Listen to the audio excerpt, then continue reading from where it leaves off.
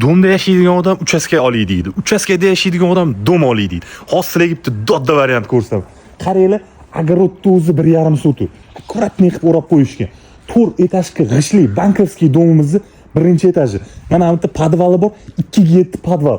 Mana bu yo'ni taku letniy kuxnya qilib qo'ysanglar bo'ladi. Hozir ichkariga kirib obzorni qilib beraman. Qaranglar. Okamgalar mana bu yerda kuxnya qilib qo'yishgan ekan.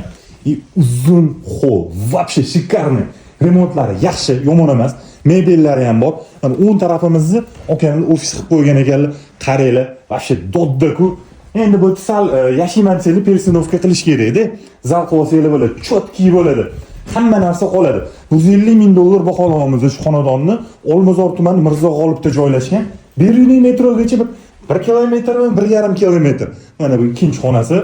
Вообще dodda-ku, qaranglar, zo'r. Qaranglar, spalgani вообще chotki. Ha, bitta o'zini sanuzel dushovoyalari bor. Qaranglar, вообще zo'rmi? Xo'p, endi hozirlarga mana bu podyezddan kiruvchi главный вход.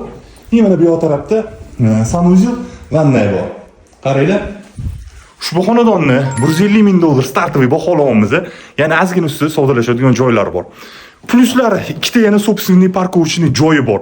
1,5 sotuv axlat огороди bor. Вообще zo'r-ku. Kimga shu xonadon ma'qul kelgan bo'lsa, pastda barcha ma'lumotlarni qoldiramiz.